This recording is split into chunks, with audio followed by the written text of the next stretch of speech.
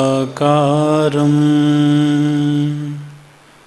व्याप्तं येन चराचरं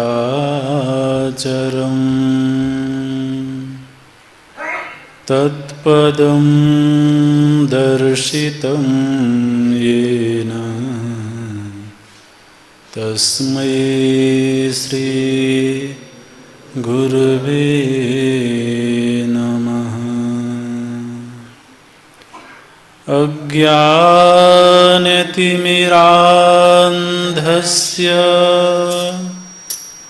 ज्ञानाञ्जनशलाकया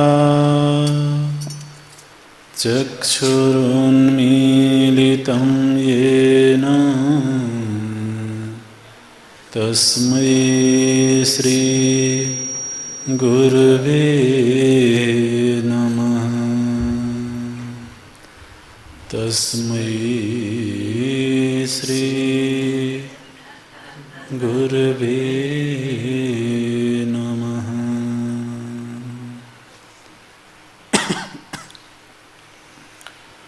शान्तं शाश्वतमप्रमेयमनघं निर्वाणशान्तिप्रदम् ब्रह्मा शम्भुफणीन्द्रसेव्यमनिशं वेदान्तवेद्यं विभुम् रामाख्यं जगदीश्वरं सुरगुरुं मायामनुष्यं हरिं वन्देऽहं करुणाकरं रघुवरं भूपालचूडामणिम्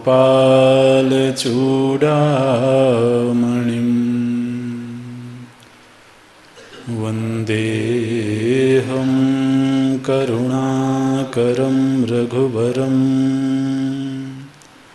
भूपालचूडामणिम्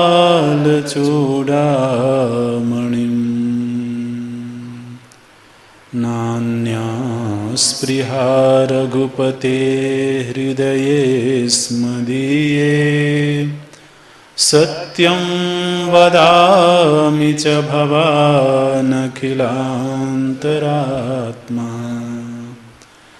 भक्तिं प्रयच्छ रघुपुङ्गवनिर्भरामि कामादिदोषरहितं कुरु मानसं च अतुलितबलधामं हेमशैलाभदेहं दनुजवनकृशानं ज्ञानिनामग्रगण्यं सकलगुणनिधानं वानराणामधीशं रघुपतिप्रियभक्तं वातजातं नमामि। रघुपतिप्रियभक्तं वातजातं नमामि।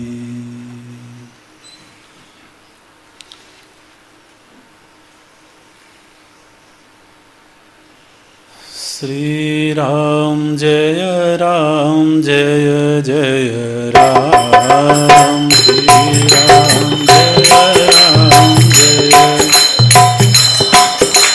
श्री राम जय श्री राम जय जय राम।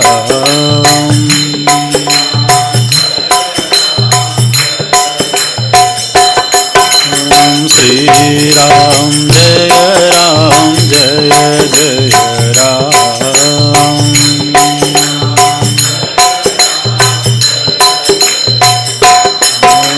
श्री राम जय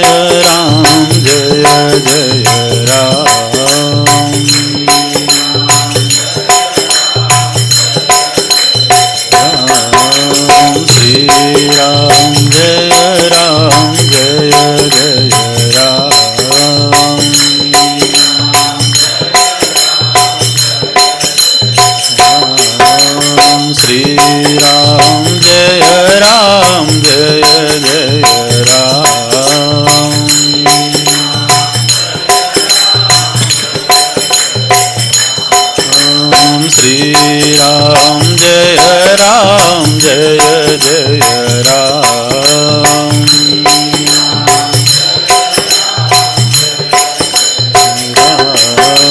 श्री राम जय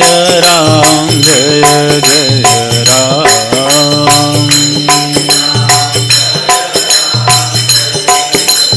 राम। श्री राम जय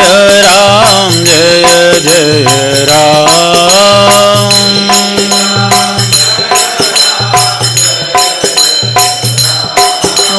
श्री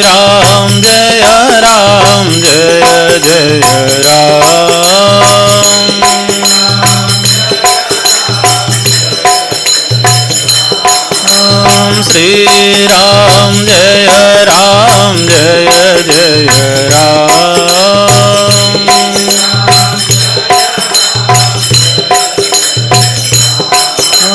श्री राम जय जय राम।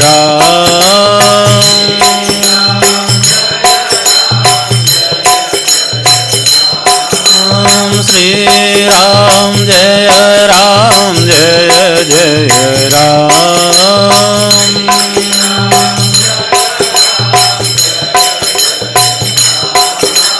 श्री राम जय जय राम। श्री राम जय जय राम।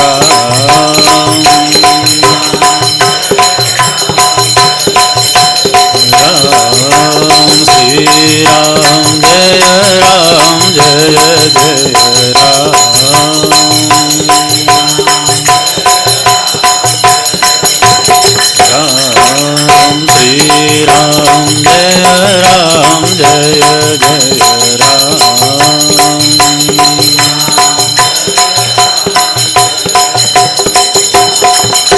श्री राम जय जय राम।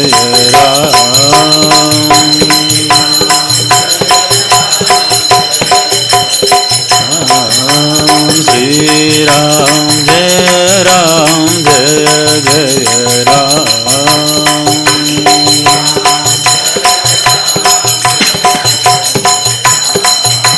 श्री राम जय जय राम।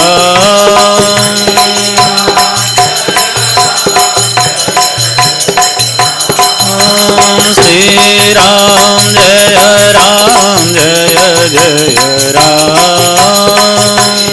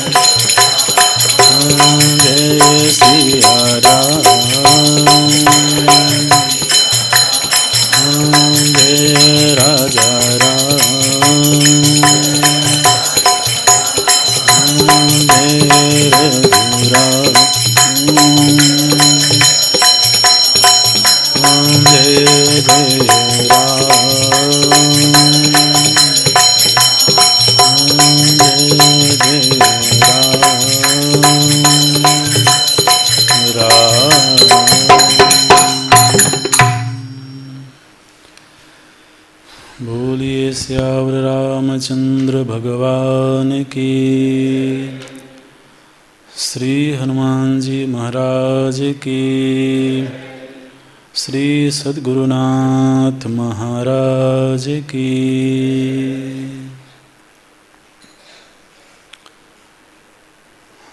श्री हनुमान जी का चरित्र एक आदर्श महापुरुष का चरित्र है। हमारी भारतीय संस्कृति में चरित्र की पूजा होती है, चरित्र की महिमा गाई जाती है। शरीर कैसा है वो बहुत महत्वपूर्ण नहीं है। वो मनुष्य शरीर है या मनुष्येतर भी कोई शरीर है, शरीर की बहुत पूजा तो हमारी संस्कृति में है नहीं। व्यक्तित्व यदि खूबसूरत है, कृतित्व यदि आदर्श है, तो वो कृतित्व ही व्यक्तित्व की महिमा बनता है।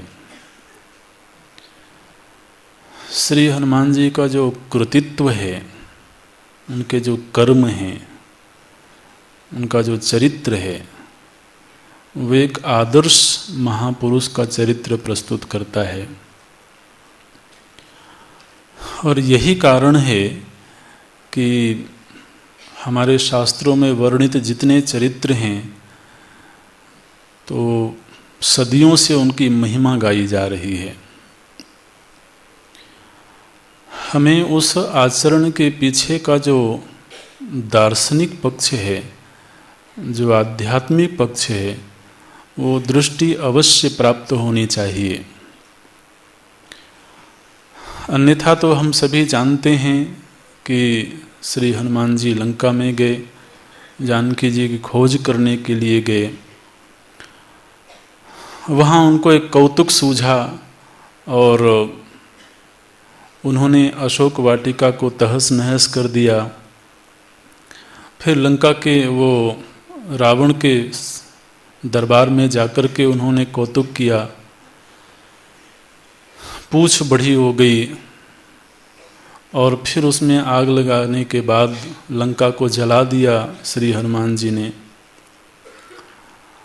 अब ये कथा हम सभी को मालूम है, बचपन से हमने सुना है, लेकिन इसके पीछे का दार्शनिक पक्ष यदि हमारे ध्यान में न होवे तो ये एक उपद्रव जैसा मालूम पड़ता है।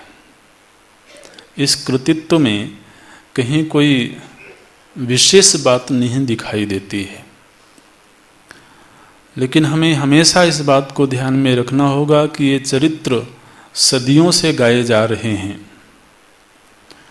तो इनके पीछे जरूर कोई संदेश है, उसका कोई आध्यात्मिक पहलू है।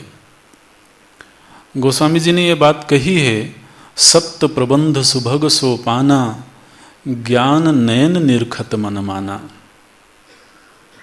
वो ग्रंथ का लेखन करने से पहले ही गोस्वामी जी ने ये बात कह दी कि 7 प्रबंधों में निबंधित यह जो ग्रंथ है ये लोक भाषा में लिखा हुआ ग्रंथ है, लेकिन ज्ञान नयन, जब तक ज्ञान दृष्टि नहीं होगी तब तक इन कथानकों का रहस्य नहीं समझ में आएगा। तो कई बार हम अपने शास्त्रीय चरित्रों को उतनी गंभीरता से नहीं समझते हैं और कभी कभी वो विनोद का विषय भी बन जाता है। ऐसा नहीं है, हम कम से कम अपने आप को जिम्मेदार समझें, क्योंकि ये ग्रंथ हमारी अपनी धरोहर हैं, ये चरित्र हमारे लिए आदर्श चरित्र हैं। तो इन चरित्रों की प्रासंगिकता क्या है, महनीयता क्या है, वो हमें मालूम होनी चाहिए। तो जैसे कल के सत्र में हम निवेदन कर रहे थे कि श्री हनुमान जी को यह संकेत मिला कि लंका को जलाना है, लेकिन जलाने की कोई योजना होनी चाहिए। क्यों जलाना? आखिर एक बसी बसाई नगरी है, वहाँ कुछ लोग रह रहे हैं, अपने ढंग से रह रहे हैं, वो ठीक है, लेकिन उसको जला देना ये कोई मानवीय कृत्य नहीं दिखाई देता है। और चूंकि हमें वो ज्ञान दृष्टि नहीं प्राप्त होती है, इसलिए कई बार हमारे जो साहित्यकार हैं वो दूसरे ढंग से भी इन चरित्रों का चित्रण करते हैं। लेकिन नहीं, श्री हनुमान जी को माता सीता का अनुग्रह प्राप्त हुआ, माने उनको भक्ति माता का अनुग्रह प्राप्त हुआ, वो अनुग्रहित हुए, उनका जीवन सफल हुआ। लेकिन एक संत का यह भी दायित्व होता है कि उसके आसपास जो भगवत विमुख लोग हैं उनको किस तरह से भगवत सन्मुख किया जाए। यदि कोई अपने नासमझी की वजह से, अपनी बहिर्मुखता की वजह से केवल विलासिता को ही परमार्थ मान करके जीवन जीता है, तो जो महापुरुष अपने स्वरूप में जाग गया है, जिसने जगत के यथार्थ का अनुभव कर लिया है, फिर परमात्मा उसको ये कार्य देते हैं, ये सेवा देते हैं कि वो और लोगों को जगावे। तो यहाँ पर श्री हनुमान जी को माता जानकी जी का अनुग्रह प्राप्त हुआ, वो कृतकृत्य हुए, और कृतकृत्य होने के बाद उनके मन में ये संकल्प आया कि देखो तो यहाँ का जो राजा है वही भगवत विमुख है, और जिस राष्ट्र का राजा ही भगवत विमुख हो वहाँ की प्रजा धार्मिक होवे ये उम्मीद करना मुश्किल है। क्योंकि यथा राजा तथा प्रजा, राजा का जैसा चरित्र होगा, राजा की जैसी आस्था होगी, उसी का अनुकरण प्रजा करती है। इसलिए लंका एक राज्य है, यहाँ का राजा अभी तो भगवत विमुख हो गया है, मोह के वशीभूत होकर के। तो श्री हनुमान जी जैसे संत को लगता है कि किंचित प्रयत्न करना चाहिए उसको सदुपदेश करने का, शायद किसी भी तरीके से वो भगवत उन्मुख हो जाए। तो ये संकल्प श्री हनुमान जी के मन में है। लेकिन अब बात यह है कि राजा के पास तक पहुंचे कैसे, और अभी जो वेश है वो वानर का वेश है, तो वो तो वैसे भी प्रवेश नहीं मिलेगा वहाँ पर। तो रावण के बीच पहुँचने का तरीका क्या होना चाहिए, तो उनको लगा कि चूंकि यहाँ का हर व्यक्ति ही उपद्रवी है, इसलिए थोड़ा सा उपद्रव का सहारा लेकर के ही तो रावण के पास पहुँचा जा सकता है। तो वाटिका को उजाड़ते हैं और फिर वो निमित्त बना रावण के पास पहुँचने का। रावण को बहुत सार्थक उपदेश करते हैं श्री हनुमान जी, वो अपने आप में एक पूरा प्रकरण है, उस पर चिंतन करना चाहिए। श्री हनुमान जी ने कहा कि रावण, तुम्हारे पास में संपदा है, ये बात सही है और संभव है कि तुमने अपने पुरुषार्थ से अर्जित की होगी, लेकिन एक बात हमेशा ध्यान में रखना चाहिए कि परमात्मा से विमुख होकर के कोई भी संपदा अखंड सुख का सृजन नहीं कर सकती है। राम विमुख संपत्ति प्रभुताई, जाई रही पाई बिनु पाई। ये श्री हनुमान जी उपदेश करते हैं रावण को। राम विमुख संपत्ति प्रभुताई, बड़ी सुंदर चौपाई है, 22वें दोहे के बाद की चौपाई है। तो हमारे पास में ऐश्वर्य हो, पराक्रम हो, बल हो, लेकिन यदि भगवत विमुखता बनी हुई है तो वो ऐश्वर्य बहुत लंबे समय तक सुख नहीं दे सकता है। और चूंकि अभी तुम अपने बाहुबल से अभिमान में भरे हुए हो, और इसी अभिमान, इसी बाहुबल की बदौलत न केवल तुमने अपने पुरुषार्थ से अर्जित किया है, बल्कि इस बल का दुरुपयोग भी किया है। रावण ने अपने बल का दुरुपयोग भी किया। जहाँ कहीं भी किसी भी लोक में कोई भी दिव्य चीज मिली, कोई भी सुंदर चीज मिली, रावण को लगता है इस पर प्रथम अधिकार मेरा ही है। और इसीलिए आपको मालूम ही है कि शूर्पणखा जब राम जी से अपमानित होकर के रावण के पास में जाती है, तो रावण से जाकर के वो क्या कहती है, आप उस प्रसंग को देखिएगा। तो वहां पर तो उसने प्रणय का प्रस्ताव रखा था राम जी के सामने। वो शूर्पणखा रावण की बहन है, लेकिन जब रावण के पास गई तो उसने झूठ बोला। उसने ये नहीं कहा कि राम जी के साथ मैंने किस तरह का व्यवहार किया है, बल्कि वो जाकर के ये कहती है कि वहां पर 2 वनवासी हैं और उनके साथ में एक सुंदर स्त्री है, और उस सुंदर स्त्री को देख करके मुझे ऐसा लगा कि ऐसी सुंदर स्त्री वनवासियों के साथ क्या कर रही है, उसे तो मेरे भाई के पास होना चाहिए था, तुम्हारे पास होना चाहिए था। इसका मतलब है कि रावण के जो परिजन हैं उनको भी मालूम है कि रावण किसी भी तरीके से उन चीजों का हरण कर लेता है जहां कहीं कोई अच्छी चीज होती है, सुंदर चीज होती है। तो ये रावण का व्यक्तित्व है। और एक और व्यक्तित्व का पक्ष देखिए, कभी कभी व्यक्ति अपने बाह्य उपलब्धियों के अभिमान में आकर के तो भक्ति का भी उपयोग करता है। आप इस ढंग से विचार करेंगे तो दृष्टि जाएगी।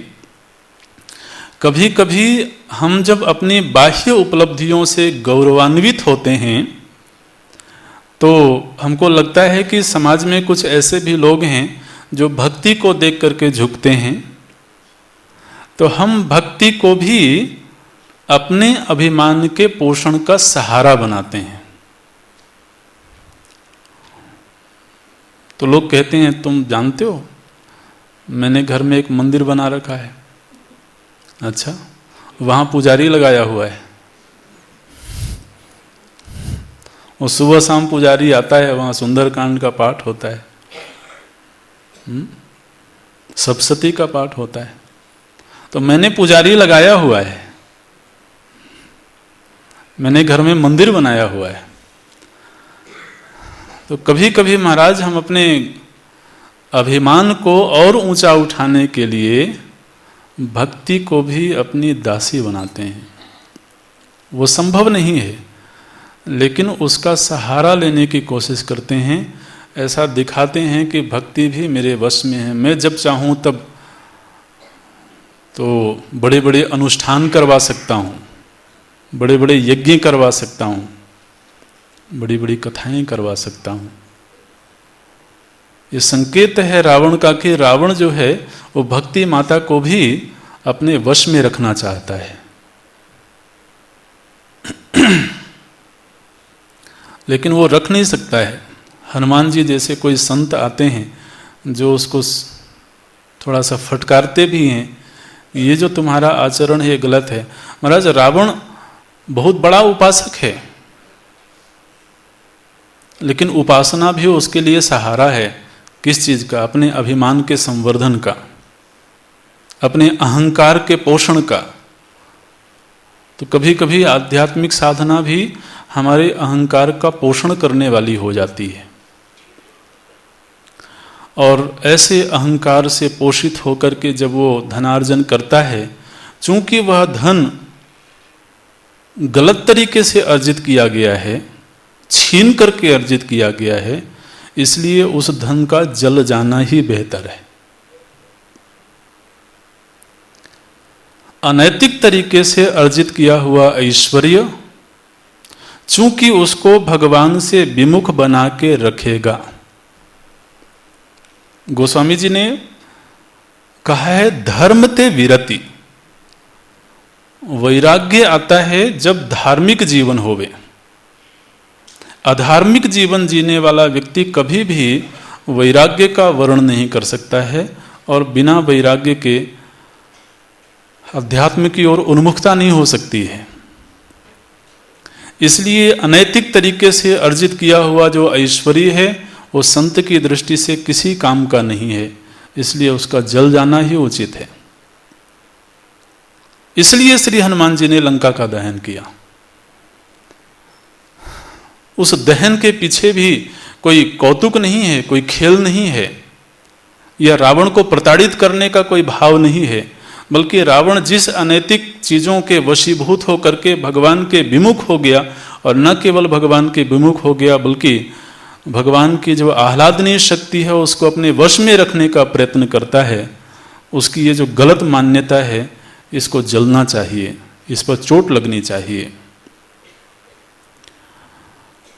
और दूसरी तरफ कभी कभी व्यक्ति जब अपने अहंकार के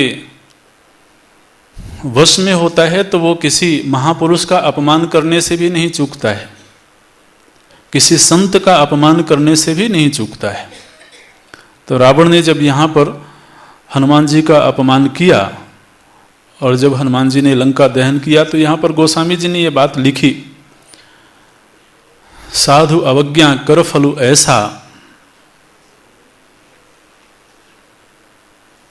साधु की अवज्ञा, किसी भी प्रकार से साधु का अपमान हो जाए, किसी सज्जन का अपमान हो जाए।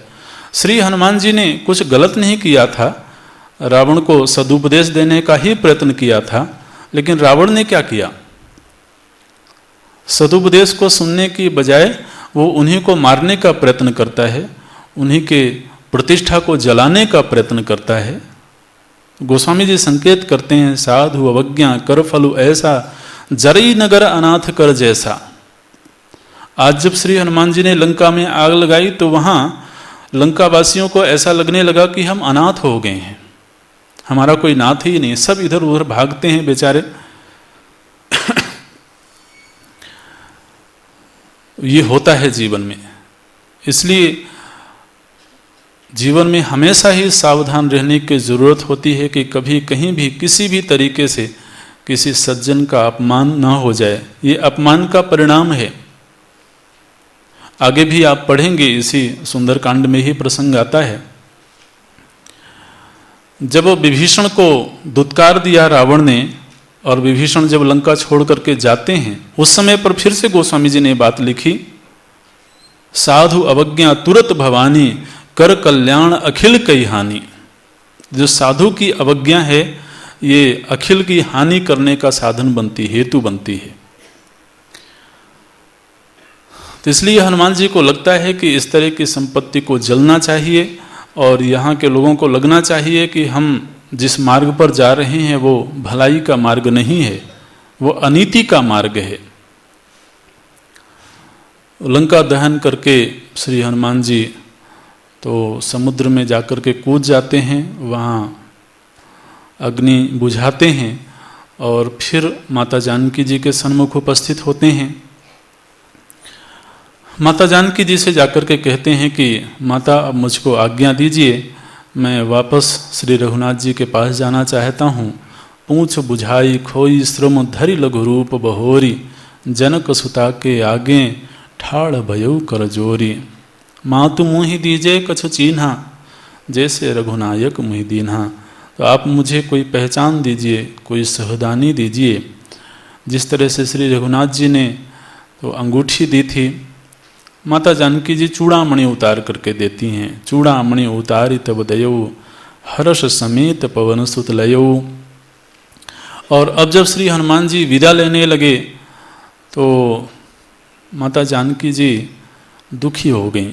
हनुमान जी के आने से बड़ी प्रसन्नता हुई थी, बड़ी सांत्वना मिली थी। इतने दिनों बाद कोई अपना मिला था। अब जानकी जी कहती हैं, हे हनुमान, आप श्री रघुनाथ जी को हमारा प्रणाम कहिएगा और उनको उनके विरुद्ध की याद दिलाइएगा। दीन दयाल विरुद्ध संभारी, हरहुनाथ मम संकट भारी। उनकी विरुद्ध को याद दिलाना। विरुद्ध का मतलब है कि प्रभु जी की तो महिमा सारी दुनिया में फैली हुई है। लोग कहते हैं ना, विरुद्धावली गाई जाती है, माने दुनिया में भगवान की क्या महिमा गाई जाती है कि भगवान तो दीनों के दयाल हैं। लेकिन यहाँ एक दीन बैठी हुई है इतने समय से, और अभी तक उन्होंने दयालुता का प्रदर्शन तो नहीं किया है। तो उनको अपनी प्रतिष्ठा संभालनी चाहिए। कल को लोग कहेंगे कि भगवान का केवल नाम ही नाम है दीन दयाल, वास्तव में वो इस नाम का आचरण करते नहीं हैं। इसलिए उनको ही अपनी विरुद्ध संभालनी होगी। दीन दयाल विरुद्ध संहारी, हरहुनाथ मम संकट भारी। और हे हनुमान, श्री हनुमान जी, वो श्री राम जी को एक प्रसंग याद दिलाना,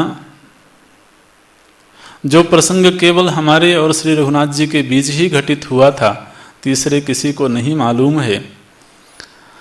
क्या प्रसंग याद दिलाना? बोले, चित्रकूट में जब हम स्फटिक शिला पर बैठे हुए थे और वहाँ पर जयंत ने आकर के तो पैरों में चोंच मारी थी, उस समय पर भगवान ने उसको दंड दिया था। उस प्रसंग को याद दिलाना भगवान को। तात शक्रसुत कथा सुनाइए हो, ये क्यों याद दिलाना? क्योंकि जो भगवान मेरे किंचित चोट को बर्दाश्त नहीं कर सकते थे, तो कौवे ने माता जानकी जी के चरणों में चोंच मारी थी और थोड़ा सा घायल कर दिया था। तो जानकी जी की इस चोट को रघुनाथ जी बर्दाश्त नहीं कर सके थे और जयंत के ऊपर महाराज तो अस्त्र छोड़ दिया था। तो जो रघुनाथ जी मेरी किंचित पीड़ा को बर्दाश्त नहीं कर सकते थे, वो रघुनाथ जी मुझे भूले बैठे हैं। तो उनको प्रसंग याद दिलाना। और कहो कपि कहीं विधि राखों प्राणा, हे कपि अब मैं किस तरीके से अपने प्राणों को धारण करूं? तुम हूँ तात कहा तब जाना। अब तुम भी जाना चाहते, तुम्हारे आने से थोड़ा सा मुझको तो ढाढ़स बंधी थी, लेकिन अब तुम जाना चाहते हो। तो ही देखी शीतल भई छाती, पुनि मोह कहूँ सोई दिन सो राती। तो इस तरह से जानकी जी थोड़ा सा भावुक हो जाती हैं। हनुमान जी विदा लेते हैं और सीधे वहाँ से चलते हैं। नाहि सिंधु यहीं पार ही आवा, शबद किलकिला कपिन सुनावा। तो अब गोस्वामी जी को लगता है कि बहुत देर नहीं करनी चाहिए। तो अब बीच में कहीं कोई रुकावट है नहीं, इसलिए वो एक चौपाई में ही महाराज सीधे लंका से उड़ाते हैं हनुमान जी को और इस तट पर पहुंचा दिए। तो एक चौपाई में ही तो श्री हनुमान जी सीधे इस तट पर पहुंच गए। नागि सिंधु यहीं पार ही आवा, शबद किलकिला कपिन सुनावा। और जैसा कि श्री हनुमान जी ने कहा था कि मैं निश्चित रूप से वापस आऊँगा, तब तक आप लोग आहार आदि ग्रहण करते हुए मेरी प्रतीक्षा करना। और हनुमान जी के आते ही वहाँ पर हर्ष का वातावरण हो गया। सारी वानर सेना जो है वो हर्षित है, प्रसन्न है। सभी लोग पूछते हैं उनसे, हनुमान जी तो जानकी जी के दर्शन हुए कि नहीं, आप कैसे गए वहाँ। अब यात्रा सुनने में बड़ी रुचि है सभी को कि आप जरा सारी कहानी सुनाइए, सारा प्रसंग सुनाइए। तो बोलते हैं, मुख प्रसन्न तन तेज विराजा कीन्हि श्री रामचंद्र कर काजा। सभी को लगता है कि श्री हनुमान जी प्रसन्न दिख रहे हैं, इनके विग्रह में तेजस्विता दिख रही है, इसका मतलब है कि कार्य संपन्न हुआ है। हनुमान जी का दर्शन करने मात्र से ही लोगों को लगता है कि कार्य सफल हुआ है, इसलिए हनुमान जी के विग्रह में तेजस्विता है, प्रसन्नता है। और सब उनसे पूछते हैं, प्रसंग श्री हनुमान जी सुनाते हैं, विस्तार से सुनाते हैं। और वहाँ से चले सीधे, जल्दी से जल्दी श्री रघुनाथ जी को सूचना देनी है।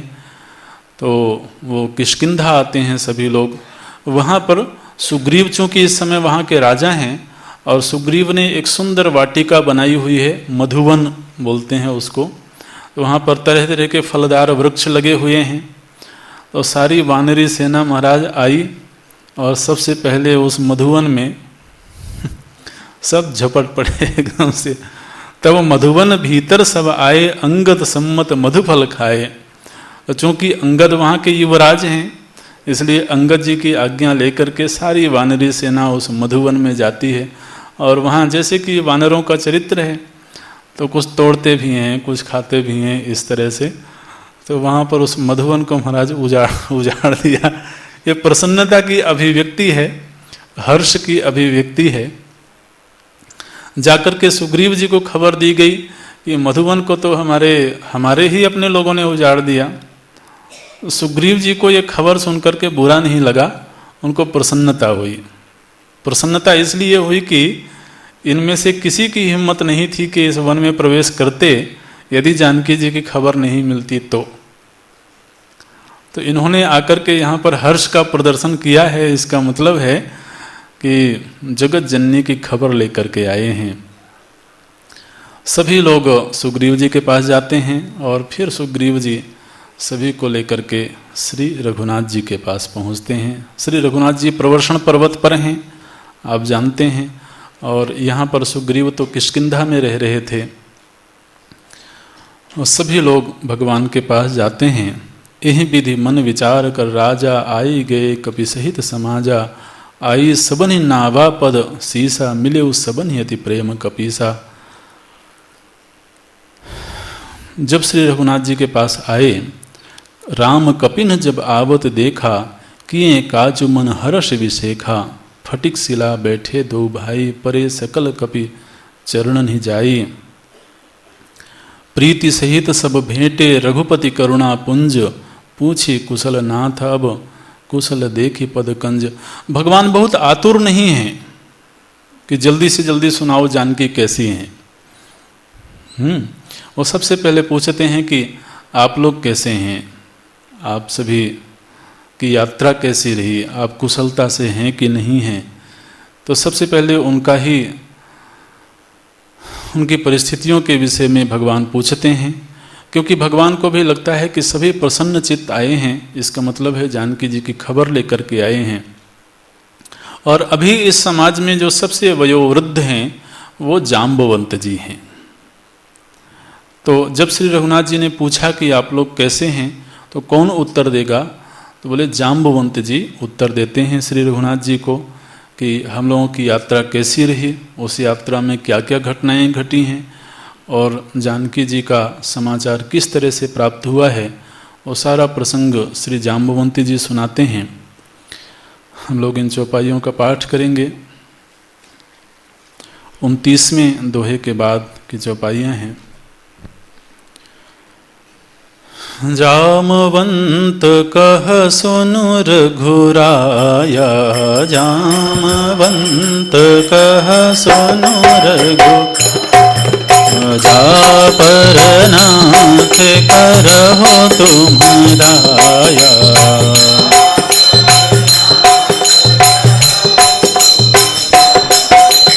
ताहि जाहि सदा शुभ कुशल निरंतर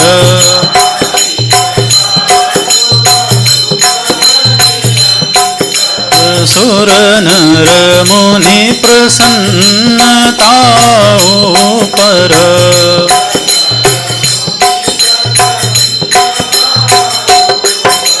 सोई विजयी विनयी गुण सागर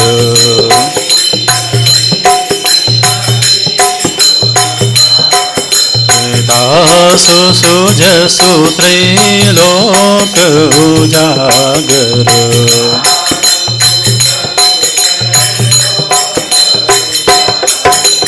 प्रभु की कृपा भयउ सब काजो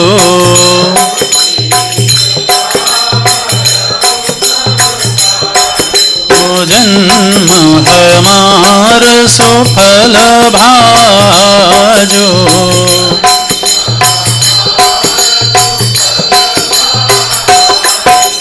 नाथ पवन सुत की जो करनी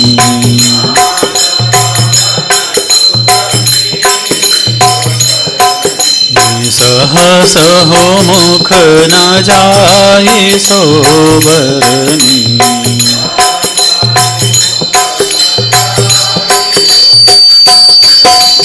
पवन तनय के चरित सुहाए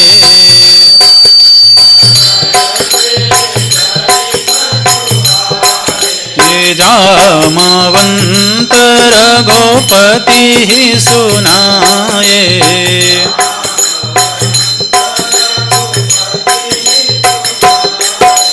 सुनत कृपा निधि मन अति भाए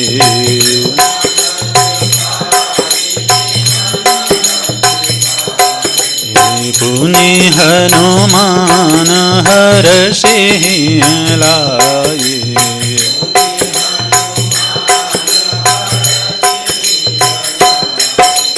कहु तात के ही भांति जानकी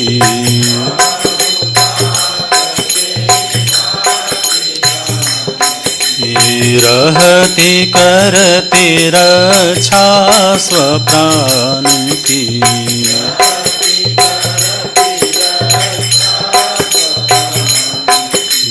रहती करती रक्षा स्वप्राण की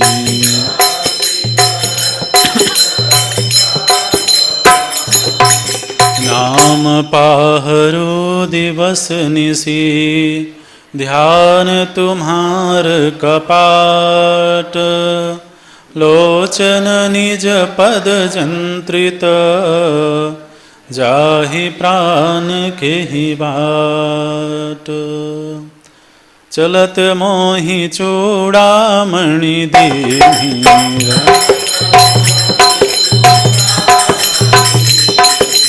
रघुपति हृदय लाई सोई लीनी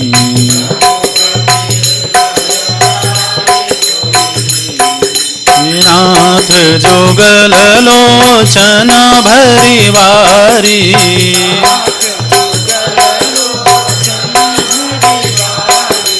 बचन कहे कछु जनक कुमारी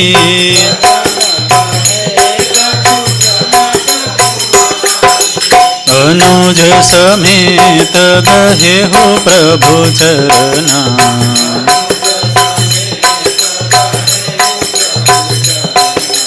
दीन बंधु प्रणतारति हरना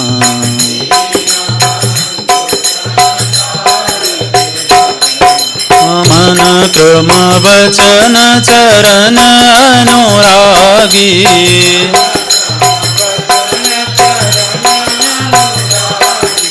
कहीं अपराध नाथ हों त्यागी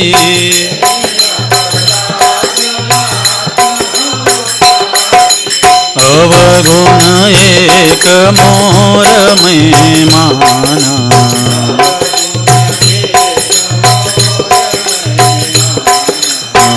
तुरत प्राण न कीन्ह पयाना।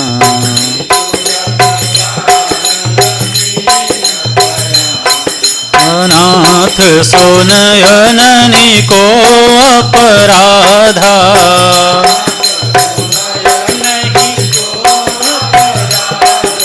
निसरत प्राण करहि हठि बाधा।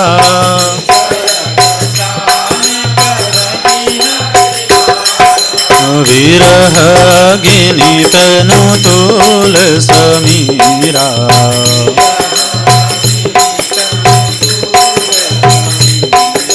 श्वास जरय छन माहि शरीरा।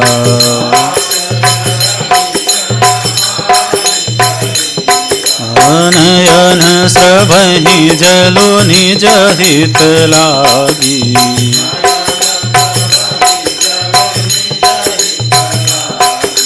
जरय न पाव देह बिरहागी।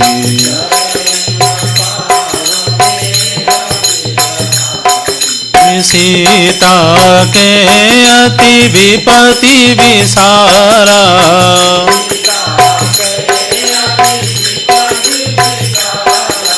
बिनहि कहे भली दीन दयाला।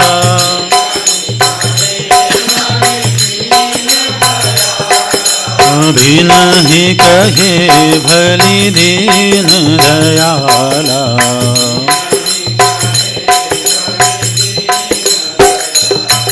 निमिष निमिष करुणा निधि।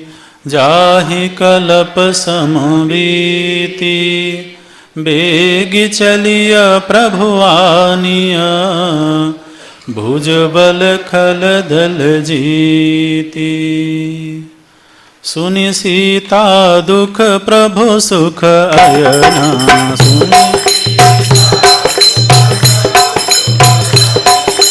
भरि आये जल राजीव नयना।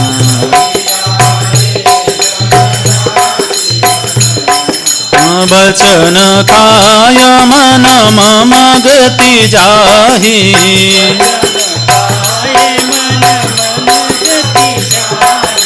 सपने हो बूझिय विपति की ताहि।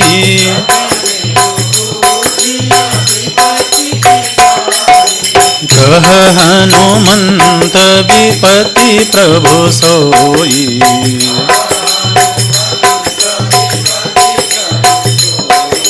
जब तब सुमिरन भजन न होई।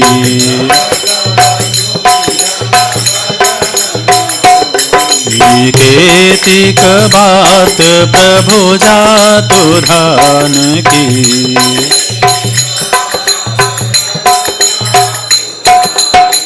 रिपुहि जीति आनि बीजान की।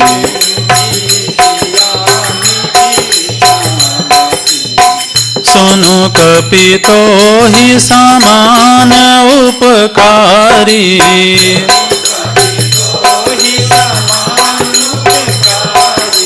नहीं को सुर नर मुनि तनुधारी।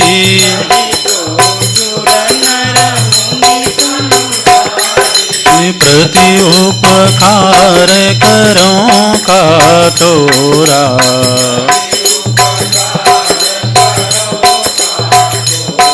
आसन मुख हुई न सकत मन मोरा।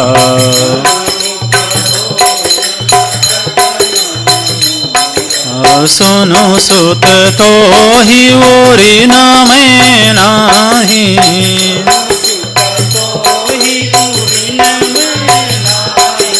देखियो करी विचार मन माही।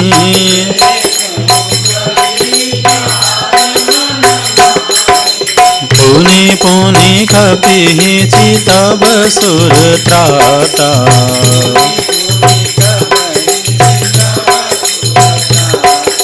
रोचन नीर पुलक गाता।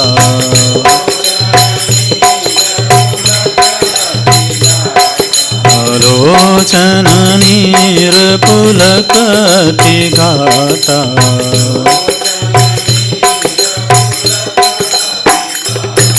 सुनि प्रभु वचन बिलोकी मुख, गात हर्षि हनुमंत। चरण पर्यो प्रेमाकुल, त्राहि त्राहि भगवंत।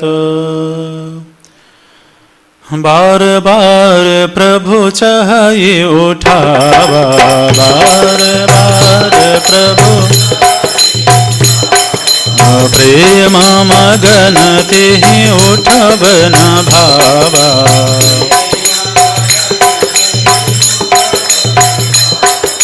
प्रभु कर पंकज कपि के सीसा,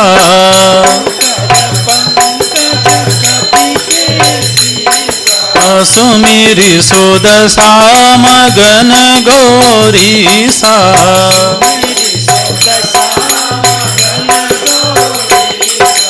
सावधान मन करि पुनि शंकर,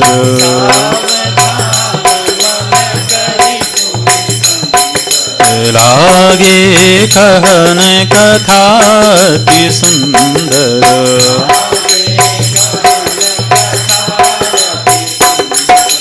कपि उठाई प्रभु हृदय लगावा,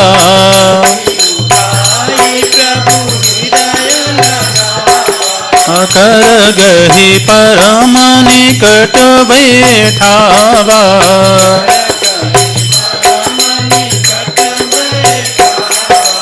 कहु कपि रावण पालित लंका,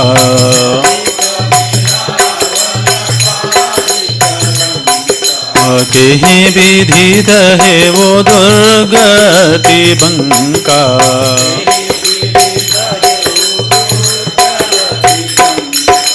प्रभु प्रसन्न जाना हनुमाना,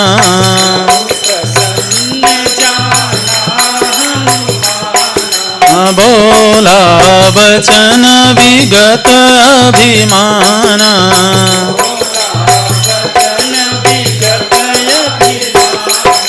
शाखा मृग के बड़ी मनुसारी,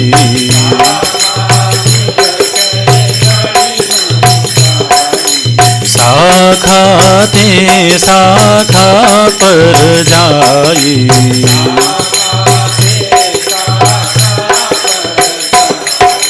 नाघि सिंधु हाटक पुर जारा,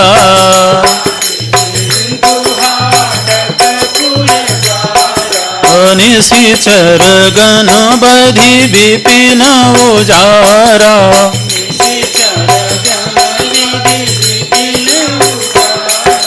सो सब तब प्रताप रघुराई,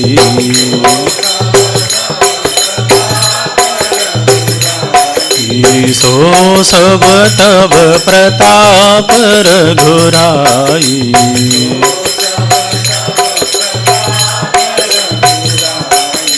नाथ न कछु मोरी प्रभुताई,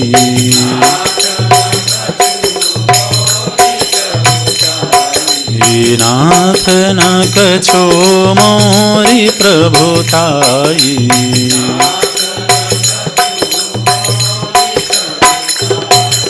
ताकहूँ प्रभु कछु अगम नहीं, जा पर तुम अनुकूल।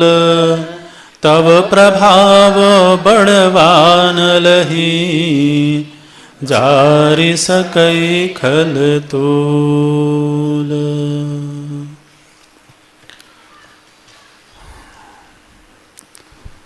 प्रभु श्री राम जी ने पूछा कि आप कैसे हैं। यहाँ पर श्री जाम्बवंत जी हनुमत कथा कहते हैं। हमने श्री राम कथा सुनी है, कृष्ण कथा सुनी है, भरत कथा सुनी है, यहाँ पर जाम्बवंत जी जो ब्रह्मा जी हैं, वो श्री हनुमान जी की कथा कहते हैं। और इस कथा के श्रोता कौन हैं? स्वयं श्री रघुनाथ जी। आप देखिए भगवान को कितना आनंद आता होगा जब कोई उन्हीं के सन्मुख उनके भक्त की कथा कहे, और उसमें से भी मुख्य रूप से जब जाम्बवंत जी कहें, माने स्वयं बुद्धि के अभिमानी देवता ब्रह्मा जी किसी भक्त की कथा का गायन करें उसके मालिक के सामने, तो उस भक्त की क्या महिमा होगी, ये अद्भुत है। तो प्रभु जी ने कहा कि आप सब कुशल हैं कि नहीं हैं, पहला प्रश्न ये किया था। जाम्बवंत जी कहते हैं, जाम्बवंत कह सुन रघुराया, जा पर नाथ करहु तुम दाया। ऐसे सुंदर अभिव्यक्तियां हैं। जाम्बवंत जी कहते हैं, प्रभु जी आपको तो ये पूछने की जरूरत ही नहीं पड़नी चाहिए। क्यों? क्योंकि जिस पर आपकी दृष्टि होवे उसका जीवन कुशल कैसे नहीं हो सकता है, उसके जीवन में कुशलता कैसे नहीं हो सकती है। जा पर नाथ करहु तुम दाया, जिस पर आप दया करते हैं भगवान, ताहि सदा शुभ कुशल निरंतर, उसका जीवन तो हमेशा ही प्रसन्नता से कुशलता से भरा होता है। तो ये बात तो बिल्कुल ठीक है, जिसके ऊपर भगवान की दृष्टि होवे, जिसके ऊपर संतों की दृष्टि होवे, उसके जीवन में परिस्थितियां तो अनुकूल होनी ही चाहिए। तो बोलते हैं, स्वई विजयी विनयी गुण सागर तासु सुजस त्रैलोक उजागर। त्रैलोक्य में वही व्यक्ति विजयी है जिसके ऊपर आपकी दृष्टि है। और आपने पूछा कि कार्य संपन्न हुआ नहीं हुआ कि नहीं हुआ। भगवान आपके अनुग्रह से कार्य संपन्न हुआ है। प्रभु की कृपा भयो सब काजो। नाथ आज हमारा जीवन सफल हो गया। ये जो जीवन सफल हुआ है ये हमारे अपने कृतित्व से नहीं हुआ है, हमारे अपने करने से नहीं हुआ है। सफलता इस बात की है कि आपने अनुग्रह पूर्वक हमको इस लायक समझा। दुनिया में तो बहुत सारे लोग हैं महाराज, लेकिन आपने अपने कार्य की सफलता के लिए हमें निमित्त बनाया, इसलिए हम अपने सौभाग्य पर गर्व करते हैं। हमारे अंदर अपनी व्यक्तिगत कोई योग्यता है ऐसा नहीं, बल्कि आपने हमको इस योग्य समझा कि हम आपके किसी काम आ सकें। ये सोच करके ही हम अपने आप को सफल अनुभव करते हैं, अपने जीवन को सफल अनुभव करते हैं। प्रभु की कृपा भयो सब काजो, जन्म हमारा सुफल भा आजो। नाथ पवन सुत कीन्ही जो करनी, सहसह मुख न जाई सो बरनी। बोलते हैं पवन पुत्र ने जो कार्य किया है वो हजारों मुख से भी उसका वर्णन नहीं हो सकता है। अब देखिए हनुमान जी महाराज बड़े विनम्र हैं। अब उनके प्रभु के सामने उनकी महिमा गाई जा रही हो तो इस समय हनुमान जी की दशा क्या होगी, तो आप विचार कर सकते हैं। तो सिर झुका करके बैठे हुए हैं। उन्हें स्वयं तो अपनी महिमा का गायन करना उनको बड़ा संकोच लगता है, लेकिन कोई और भी यदि कह रहा हो तो महाराज संकोच से तो दबे जा रहे हैं। जाम्बवंत जी कहते हैं, पवन तनय के चरित सुहाए, जाम्बवंत रघुपति ही सुनाए। जाम्बवंत जी श्री रघुनाथ जी को तो पवन तनय के चरित्र सुनाते हैं और भगवान बड़े प्रसन्न चित्त होकर के, पुलकित होकर के सुनते हैं। सुनत कृपानिधि मन अति भाए। और पूरा प्रसंग जाम्बवंती जी ने सुनाया है श्री रघुनाथ जी को, और भगवान को बहुत आनंद हुआ है। और उन सभी के सामने तो श्री हनुमान जी को उठा करके भगवान गले लगा लेते हैं। पुनि हनुमान हर्ष ही लाए, कहु तात के ही भांति जानकी। अब सीधे हनुमान जी से पूछते हैं कि हे हनुमान, जानकी जी किस तरह से रह रही हैं, किस तरह से वो अपने प्राणों की रक्षा कर रही हैं। क्योंकि मुझे मालूम है कि मुझसे विरहित होकर के, मुझसे दूर रह करके जानकी जी को प्राणों की रक्षा करना कोई आसान कार्य नहीं होगा।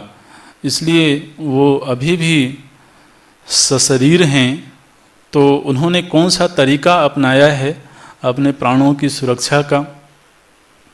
हनुमान जी कहते हैं कि भगवान, उनके प्राण तो जाना चाहते हैं, लेकिन उनके प्राण बेचारे जेल में बंद हैं, कारागार में बंद हैं। प्राण जाएं कहीं बाट, प्राण किस रास्ते से जाएं उस रास्ते की खोज कर रहे हैं, लेकिन उनको कोई रास्ता नहीं सूझता है। क्यों, क्या हुआ? बोलते हैं कि जानकी जी ने अखंड नाम जप का अनुष्ठान किया हुआ है। नाम पाहरू दिवस निसी, तो दिन रात माने अखंड नाम जप का अनुष्ठान माता जानकी जी कर रही हैं। रात्रि भर दिन भर वो आपके नाम का जप करती रहती हैं।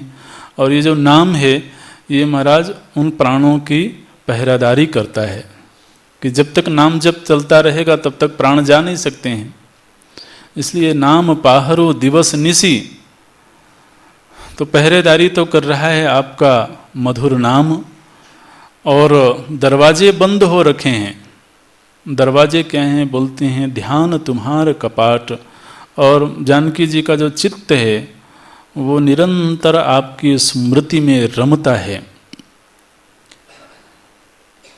तब दो बातें हो गई, एक तो पहरा लगा हुआ है आपके नाम जप का, और आपके ध्यान का अखंड धारा बह रही है। इसलिए प्राणों को जाने के लिए कहीं कोई जगह नहीं है। ये एक बड़ी भावुक अभिव्यक्ति है। हनुमान जी बोलने में बड़े कुशल हैं, तो किसी भी बात को किस तरह से कहना है, तो हनुमान जी एक बड़ी भावुक सधी हुई भाषा में उस प्रसंग को, माने जानकी जी का इस समय कैसा रूप है उसकी एक सार्थक अभिव्यक्ति देते हैं। बोलते हैं कि जानकी जी ने भी मुझे पहचान के लिए चूड़ामणि दिया है, और हनुमान जी चूड़ामणि निकाल करके रघुनाथ जी को दे देते हैं। चलत मोहि चूड़ामणि दीन्हि, रघुपति हृदय लाई सोई लीन्हि, नाथ जुगल लोचन भरी बारी, बचन कहे कछु जनक कुमारी। और जिस तरह से रघुनाथ जी का संदेश जानकी जी को सुनाया था हनुमान जी ने, वैसे ही अब श्री रघुनाथ जी को तो जानकी जी का संदेश सुनाते हैं। यहाँ पर भी आप देखेंगे कि शैली वही है। श्री हनुमान जी बोलते हैं, लेकिन वो स्वयं मूक हो जाते हैं। उनका व्यक्तित्व यहाँ पर तो पर्दे के पीछे छिप जाता है, और ऐसा लगता है कि जानकी जी सीधे ही तो रघुनाथ जी से संवाद करती हैं। और देखिए ऐसी अभिव्यक्ति देते हैं महाराज। बोलते हैं जानकी जी ने कहा है कि आप दोनों भाइयों को मेरा प्रणाम कहना। आप समझिए कि ये श्री लक्ष्मण जी के लिए हृदय विदारक अभिव्यक्ति है। बोलती हैं अनुज समेत गह्यु प्रभु चरना। अनुज के साथ माने दोनों भाइयों को आप हमारा प्रणाम कहना। लक्ष्मण जी को ये सुन करके कैसा लगा होगा? वो तो उनकी माता का संदेश सुना रहे हैं ना। तो चूंकि थोड़ी सी लक्ष्मण जी की उपेक्षा जानकी जी के द्वारा हुई थी एक निमित्त की वजह से, तो इसलिए यहाँ पर तो कहते हैं कि दोनों ही भाइयों को हमारा प्रणाम कहना। अनुज समेत गहेहु प्रभु चरना, दीन बंधु प्रणतारति हरना। और प्रभु जी को थोड़ा सा तो उलाहना देना हमारी ओर से कि भगवान जो मन से, वचन से, कर्म से हर तरह से आपके प्रति समर्पित है, उसको आपने छोड़ दिया। मन क्रम वचन चरण अनुरागी, कहीं अपराध नाथ हों त्यागी। आपने मुझे क्यों त्याग दिया? अब जानकी जी सीधे ही संवाद कर रही हैं, बीच में हनुमान जी नहीं है। जबकि आप जानते हैं कि मैं मन से, वाणी से, कर्म से, हर तरह से आपके प्रति एक निष्ठ होकर के समर्पित हूँ। आखिर मेरा ऐसा कौन सा अपराध था कि आपने मुझे त्याग दिया है? हाँ, इतना जरूर है, एक अवगुण है मेरे भीतर, मैं इस बात को स्वीकार करती हूँ। क्या अवगुण है कि आपसे बिछड़ करके भी मेरे प्राण जीवित हैं। भगवान से बिछड़ करके भी किसी के प्राण जीवित होवें तो भगवान ही सभी के प्राण हैं। भगवान से बिछड़ जाना माने प्राण का बिछड़ जाना है। तो इसलिए कहती हैं कि अवगुण एक मोर मैं माना, बिछुरत प्राण न कीन पयाना। लेकिन भगवान मैं क्या करूं, ये प्राण जाते ही नहीं हैं, आपसे वियुक्त होकर के भी नहीं जाते हैं। नाथ सुनैननि को अपराधा, निसरत प्राण करई हटि बाधा। बार बार ये नेत्र उसको रोक लेते हैं, ये जो मेरे नेत्र हैं ये प्राणों को रोक लेते हैं। इस उम्मीद में नेत्र समझा देते हैं कि चिंता मत करो, एक दिन फिर से आपके दर्शन होंगे। रघुनाथ जी के दर्शन की उम्मीद में तो ये नेत्र प्राणों को जाने नहीं देते हैं। इसलिए अब मुझसे बर्दाश्त नहीं होता है, आप यथाशीघ्र पधारिए। फिर हनुमान जी बोलते हैं, सीता कई अति विपत्ति विशाला, बिन्हि कहे भल दीन दयाला। तो हे प्रभु जी, जानकी जी के परिस्थिति का वर्णन करना बड़ा मुश्किल हो रहा है। प्रभु जी ने कहा कि हनुमान, ये जो तुम बात कह रहे हो थोड़ी सी भावुकता में आकर के कह रहे हो, लेकिन तुम्हारे विचारों में कहीं कोई त्रुटि दिख रही है। क्या त्रुटि दिख रही है भगवान? बोले कि एक तरफ तुम कह रहे हो कि जानकी जी निरंतर मेरी याद में हैं, और दूसरी तरफ कह रहे हो कि वो विपत्ति में है।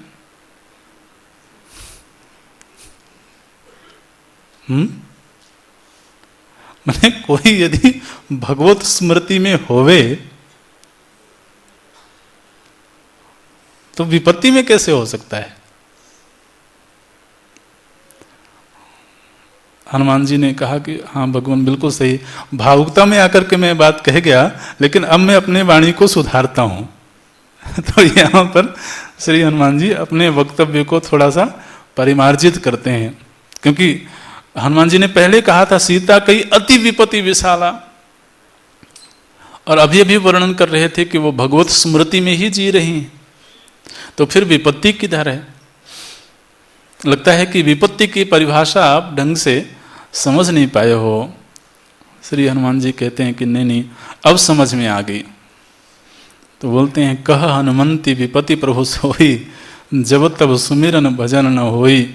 विपत्ति को परिभाषित करते हैं श्री हनुमान जी, बड़ी सुंदर परिभाषा है। 21वें दोहे के बाद की पंक्ति है।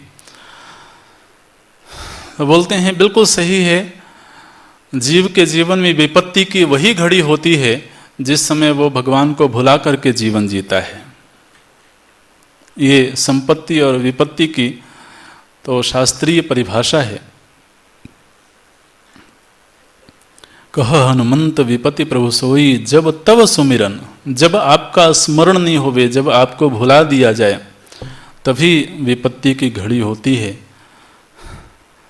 इसलिए ये बिल्कुल ठीक है, जानकी जी विपत्ति में नहीं हैं।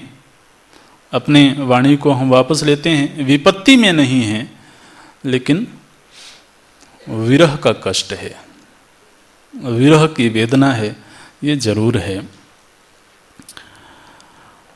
अब देखिए यहाँ पर जो श्री हनुमान जी की शरणागति हुई है तो ये बड़ी अद्भुत है। यहीं तक हम लोग पहुँचना चाहते थे। प्रभु जी कहते हैं कि हनुमान सुन कपि तुहि समान उपकारी, नहीं को सुर नर मुनि तनुधारी। अब मालिक अपने सेवक से ऐसी बात कहें तो आप समझिए कि सेवक के लिए तो ये सुनना बहुत ही कष्ट का समय होता है। रघुनाथ जी कहते हैं कि हे कपि, तुमने हमारा जो उपकार किया है, इस उपकार का बदला नहीं चुकाया जा सकता है। प्रति उपकार करों का तोरा, सन्मुख हुई न सकत मन मोरा, तुमने जो उपकार किया है तो इस उपकार से मैं ऐसे दबा जा रहा हूं कि मेरे नेत्र तो तुम्हारे नेत्र से मिलने में भयभीत होते हैं, बल्कि मेरा मन भी तुम्हारे मन से नहीं मिल पा रहा है। और ये वाणी सुन करके हनुमान जी पूरी तरीके से भावुक हो गए। और देखिए यहाँ पर श्री रघुनाथ जी ने पुत्र रूप में श्री हनुमान जी को स्वीकार कर लिया। माता जी ने पहले स्वीकार कर लिया था। अब भाई माता जी यदि स्वीकार कर लें तो फिर पिताजी मना थोड़ा कर सकते हैं। तो इसलिए यहां पर बोलते हैं सुन सुत,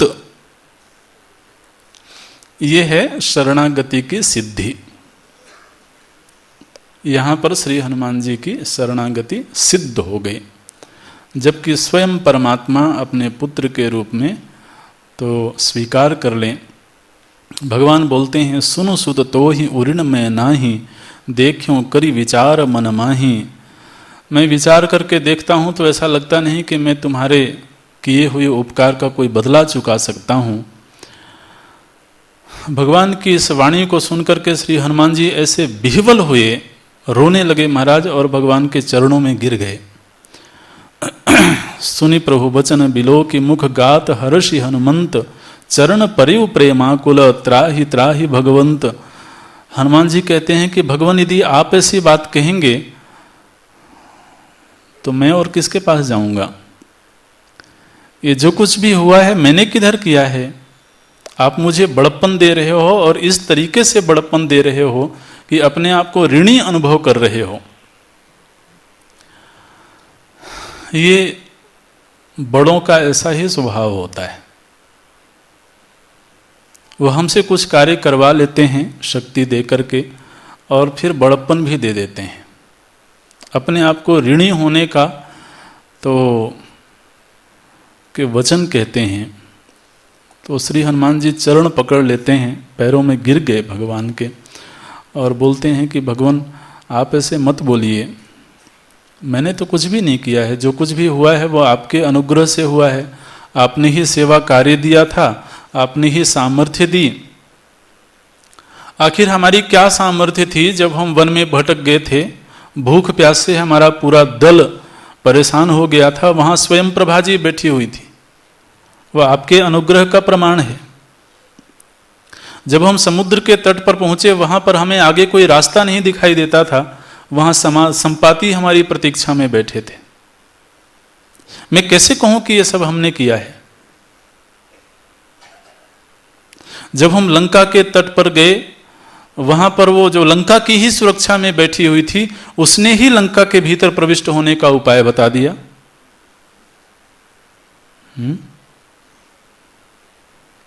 लंका में हम उम्मीद नहीं कर रहे थे कि कोई विभीषण जैसा संत मिलेगा और वो हमें बताएगा कि अशोक वाटिका में जानकी जी हैं। हम कैसे कहें कि ये सब हमने किया है? हम अशोक वृक्ष पर बैठे हुए थे, हमको नहीं मालूम था कि रावण से मिलना भी है, यहाँ पर रावण को कुछ शिक्षा भी देनी है। त्रिजटा के माध्यम से आपने कुछ संदेश भेजा। कदम कदम पर आपका अनुग्रह, आपकी कृपा दिख रही थी, और आप कह रहे हैं कि तो ही समान उपकारी। तो इसलिए श्री हनुमान जी भावुक होकर के भगवान के चरण पकड़ लेते हैं। भगवान उठाना चाहते हैं, श्री हनुमान जी को गले लगाना चाहते हैं, लेकिन हनुमान जी उठते नहीं हैं। बार बार प्रभु चाहे उठावा, प्रेम मगन तिहि उठव न भावा। श्री हनुमान जी कहते हैं कि भगवान आप मुझे इन चरणों में ही रहने दीजिए। बड़े प्रेम से, बड़े स्नेह से प्रभु जी उठा करके श्री हनुमान जी को अपने अत्यंत सन्निकट बिठा लेते हैं, और पूरा वातावरण इस समय भावुक है, प्रेम की धारा में बह गया है। जब सभी स्वस्थ चित्त हुए तो प्रभु जी पूछते हैं, सावधान मन करी प्रभु शंकर। इस प्रसंग को देख करके महाराज शिव जी कथा कह रहे हैं माता पार्वती जी को। ये जो कथा कही जा रही है, ये कैलाश पर्वत पर कथा हो रही है। माता पार्वती जी श्रोता हैं, शिव जी वक्ता हैं। जब इस प्रसंग को देखा शिव जी ने कि श्री हनुमान जी के सिर पर भगवान का हस्त कमल है, श्री हनुमान जी की आंखें नीचे हैं, भगवान के चरणों में लगी हुई हैं। इस झांकी को देख करके शिव जी का चित्त प्रसन्न हो गया, ध्यानस्थ हो गए, मानो कि इस झांकी का ही ध्यान करने में मग्न हो गए। तो बोलते हैं प्रभु कर पंकज कपि के सीसा, सुमिरी सुदशा मगन गौरीसा। शिव जी बड़ी देर तक मग्न रहे, फिर अपने चित्त को बाहर करते हैं, फिर आगे का प्रसंग सुनाते हैं। कपि उठाई प्रभु हृदय लगावा, कर गही परम निकट बैठावा। तो श्री हनुमान जी को पास में बिठाते हैं और पूछते हैं कि हनुमान, अच्छा ये तो बताओ कि लंका नगरी दिखती कैसी है? लंका नगरी का ऐश्वर्य कैसा है, वहाँ का राजा कैसा है, राजा का वैभव कैसा है, जरा उनका थोड़ा सा वर्णन सुनाओ। तो यहाँ पर तो प्रसंग नहीं है, लेकिन अन्यत्र श्री हनुमान जी लंका के वैभव का वर्णन करते हैं कि इस तरह की लंका बनी हुई है, इस तरह की लंका की सुरक्षा व्यवस्था है। और भगवान बोलते हैं कहु कपि रावण पालित लंका, कहीं विधि देहो दुर्ग अति बंका। तो अभी अभी जाम्बवंती जी ने सुनाया है कि तुमने उस लंका नगरी को जला दिया, वो तो अत्यंत दुर्गम है। दुखेन गंतुम शक्यते इति दुर्ग, दुर्ग बोलते हैं, दुर्ग का अर्थ होता है जहां प्रविष्ट करना बहुत कठिन हो। तो लंका जैसे दुर्ग को तुमने जला दिया, ये कैसे किया तुमने? श्री हनुमान जी इस समय देखते हैं कि भगवान थोड़े से प्रसन्न हैं और थोड़ा विनोद के भाव में हैं, ताकि वातावरण थोड़ा सहज हो जाए। तो हनुमान जी देखते हैं प्रभु प्रसन्न जाना हनुमाना, बोला वचन विगत अभिमाना। श्री हनुमान जी कहते हैं कि भगवान, आपने पूछा कि तुमने ऐसा कैसे किया, तो पहले मैं ये बताता हूं कि मैं क्या कर सकता हूं। फिर क्या किया वो तो बाद में बताऊंगा, लेकिन मैं क्या कर सकता हूं ये पहले बताता हूं। तो मैं ये कर सकता हूं कि एक पेड़ पे चढ़ जाऊं और एक डाल से दूसरे डाल में कूदता रहूं। केवल इतना ही कार्य मैं कर सकता हूं। शाखा मृग के बड़ी मनुष्याई, शाखा मृग, मृग तो जो वन में जो पशु होते हैं उनको मृग बोलते हैं, लेकिन मैं तो शाखा मृग हूं, मैंने पेड़ों में रहने वाला पशु हूं। उसकी मनुष्याई कितनी है, उसका पुरुषार्थ कितना है? उसका केवल इतना ही पुरुषार्थ होता है कि वो एक डाल से दूसरे डाल तक कूदता रहे। शाखा ते शाखा पर जाई। ये तो अपने बल पर जो मैं कर सकता हूं वो मैंने आपको बताया। अच्छा, अब हुआ क्या है? तो बोलते हैं हुआ ये, नाग ही सिंधु हाटकपुर जा रहा, सिंधु का उल्लंघन करके और महाराज हाटकपुर को जला दिया।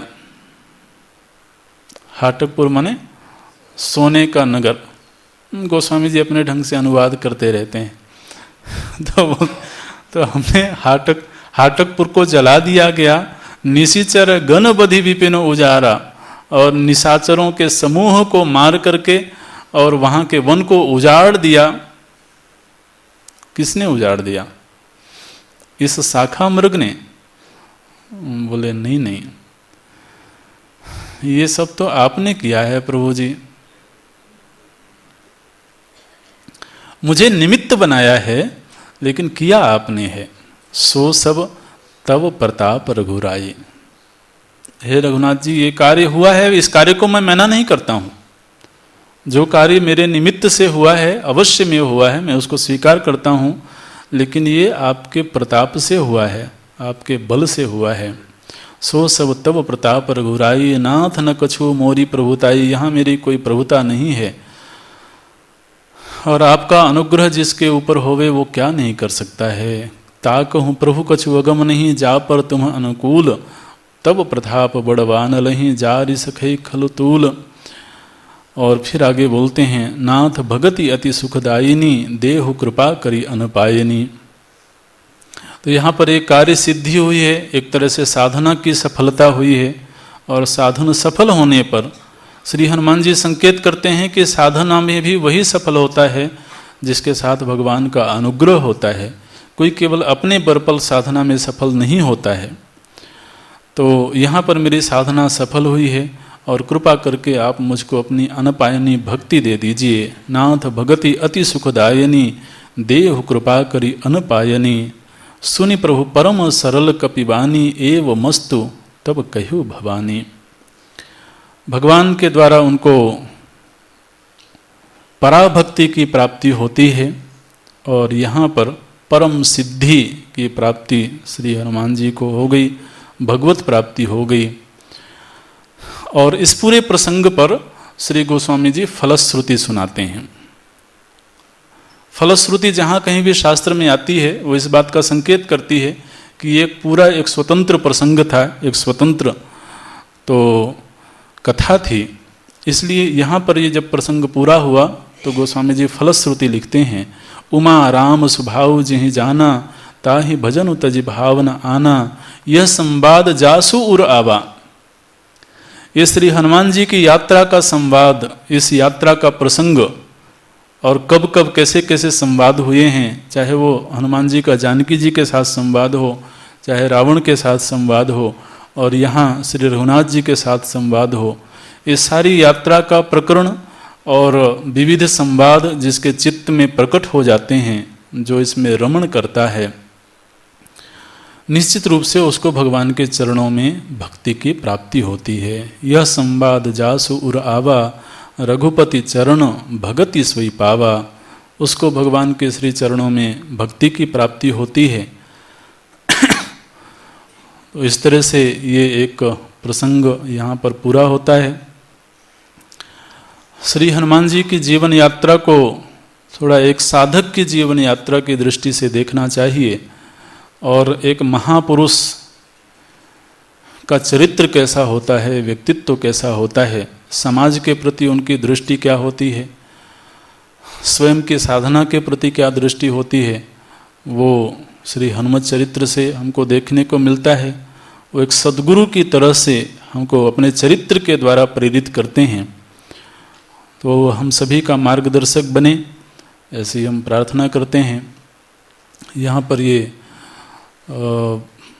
हनुमत चरित्र का प्रसंग पूरा होता है। आपने बड़ी एकाग्रता से श्रवण किया, बहुत बहुत धन्यवाद। भगवान के अनुग्रह से इस तरह के सत्संग सुलभ होते हैं, इसलिए ये हम प्रभु जी के चरणों में ही समर्पित करते हैं। ओम तत्सत।